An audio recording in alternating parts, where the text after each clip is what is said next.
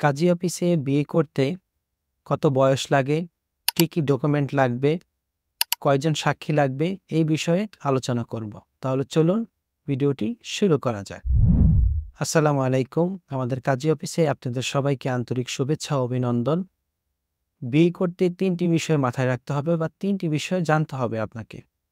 প্রথমত, ছেলে মেয়ের প্রাপ্তবয়স্ক হতে হবে, অর্থাৎ আইন অনুযায়ী ছেলে ২১ বছর উত্তীর্ণ হতে হবে এবং মেয়ের ১৮ বছর উত্তীর্ণ বা পরিপূর্ণ হতে হবে।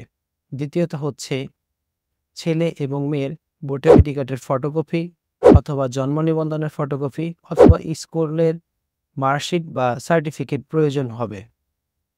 তৃতীয়ত হচ্ছে, ন্যূনতম ২ জন সাক্ষী সাথে আনতে হবে।